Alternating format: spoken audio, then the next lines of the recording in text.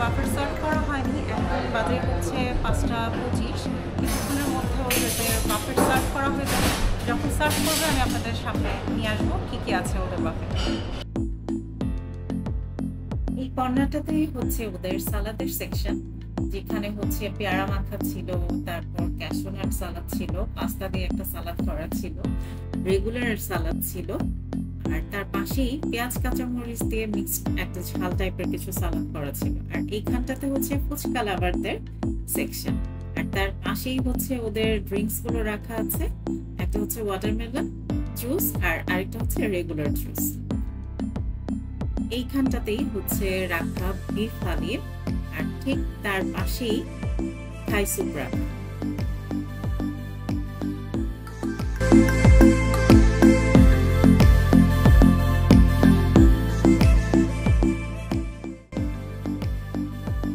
আর এইখানটাতে ওদের হচ্ছে মাটন বিরিয়ানি, আর তার পাশেই হচ্ছে তেহারি সার্ভ করার কথা ছিল, কিন্তু ওরা বলছিল যে ওরা নামাজের পর এগুলো সার্ভ করে দিবে। আর এই জায়গাটাতে আছে তন্দুরি চিকেন, তার পাশে হচ্ছে মাটন লিভার ভুনা, পাশের ডিশটা এখনো ফাঁকা আছে, পরে সার্ভ করা হবে। আর এইখানটাতে হচ্ছে গিয়ে কালো ভুনা, চিকেন কালো ভুনা, আর এটা হচ্ছে স্প্রিং রোল, সাথে এখানে হচ্ছে গিয়ে ছোলা, তারপর পাকোড়া, বেগুনি, আলুর চপ রাখা ছিল, তো আমি এগুলো আর নেইনি। অপোজিটেই এই পাশটাতে হচ্ছে গিয়ে পাকোড়ার সাথেই চিকেন ফ্রাই রাখা ছিল।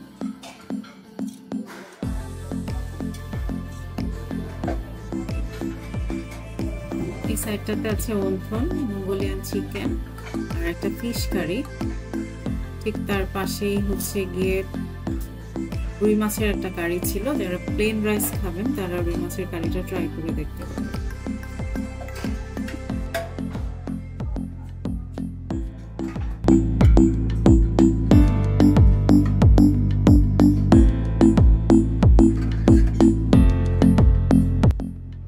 এইখানটাতে ছিল পমফ্রেট, আমি পমফ্রেটও নিয়েছিলাম। এখন নিয়ে নিচ্ছি barbecue chicken wings, egg noodles, আর তার ঠিক পাশেই হচ্ছে গিয়ে ভেজিটেবল রাখা, একটা হচ্ছে সটেড ভেজিটেবল আর একটা হচ্ছে চাইনিজ ভেজিটেবল, আর পাস্তার সাথে হচ্ছে গিয়ে ফ্রাইড রাইস।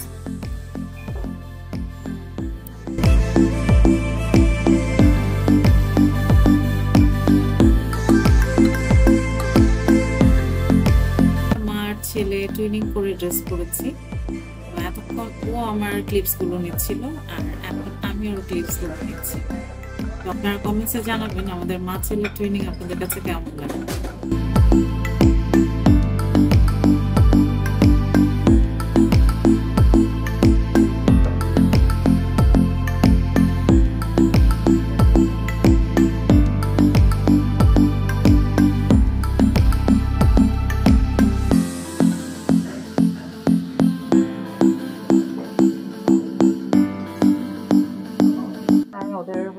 সালাদগুলো ট্রাই করছিলাম, ওদের সালাদগুলো কিন্তু বেশ মজা।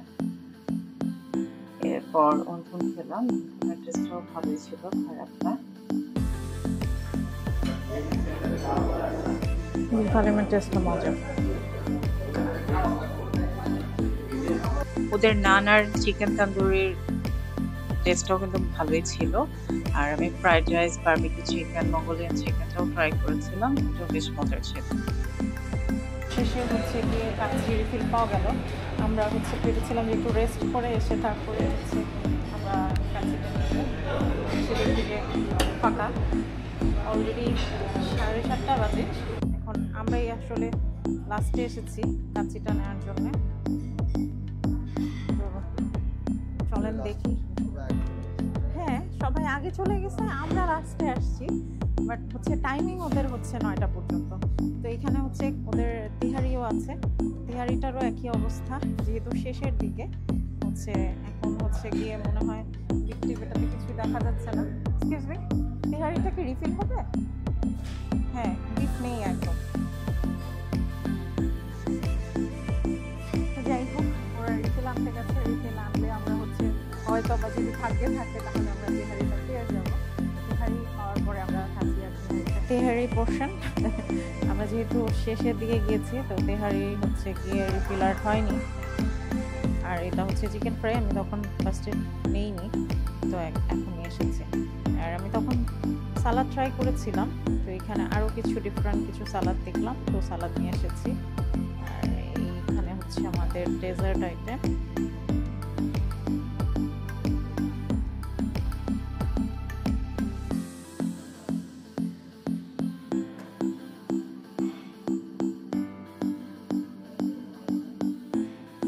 এখন আমি আমার হচ্ছে তেহারিটা ট্রাই করে দেখি তেহারির টেস্টটা কেমন। যদিও একটু ঠান্ডা হয়ে গেছে। খাচ্ছি, কেমন লাগতেছে তোমার? মাটনটা মজা, রাইসটা বলে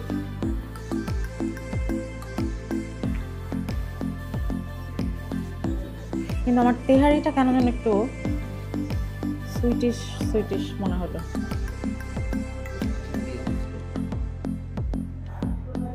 কেন যেন একটু মিষ্টি লাগলো, বুঝলাম না। কি লবণের পরিবর্তে চিনি দিয়ে দিল?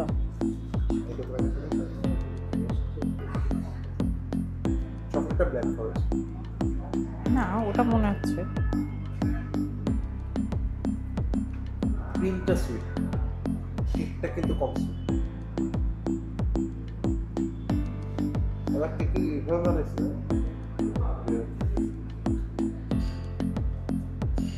ওদের কেকগুলোতে ক্রিমের সুইট দেওয়া,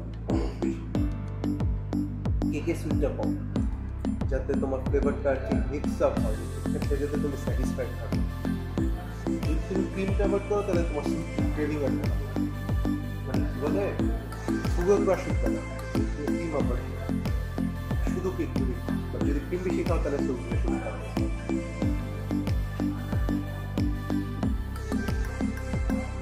এখন কোনটা ট্রাই করবা?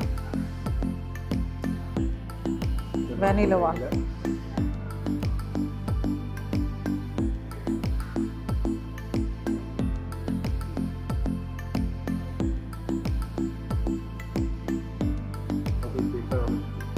তাই বেকিং আইটেমগুলো ভালো।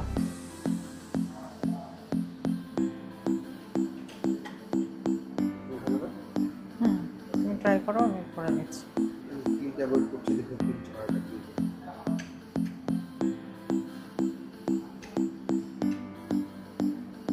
জিলেটিনো তোমার কেমন লাগে?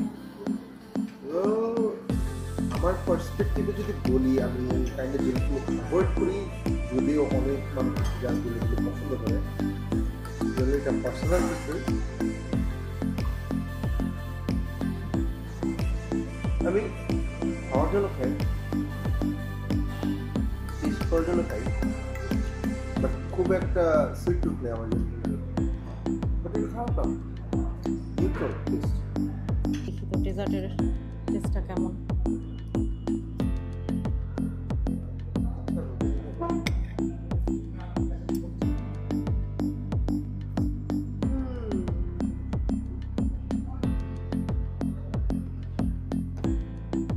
অনেকটা বাসায় যে কেকগুলো বেক করা হয়, নর্মাল কেক, সেই কেকটার উপরে আসলে হচ্ছে একটু ইয়ে দিয়ে ক্রিম দিয়ে ড্রেসিং করা।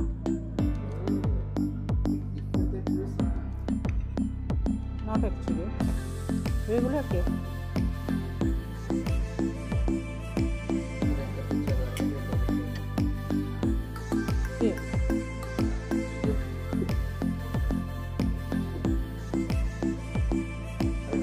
না, ওদের ইয়েটা এক্সেস পরিমাণ কিন্তু সুইট না, খাওয়া যায়। এক্সেস হলে তখন মানে খাওয়া যায় না, আমি পারি না, এক একজনের টেস্ট বাড়ে আলাদা।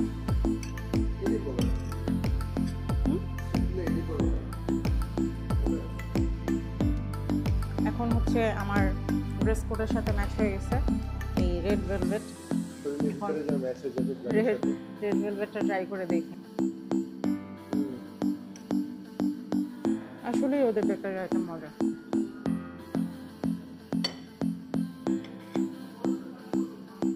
ভ্যানিলাটা লালটা ট্রাই করি।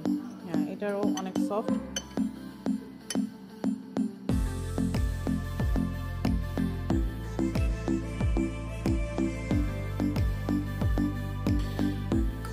এখন শাহি টুকরাটা দেখি। এটা মিষ্টি। এটা আমার ছেলে অনেক পছন্দ করে নিয়ে এসেছে। শাহি টুকরা আমারও পছন্দ, যদিও এটা শেষ হয়ে গিয়েছিল, আমরা রিফিল করতে বলাতে আবার ওরা রিফিল করে তেমন দিয়েছে। খাই না, এটা জেনেটিক কিছু।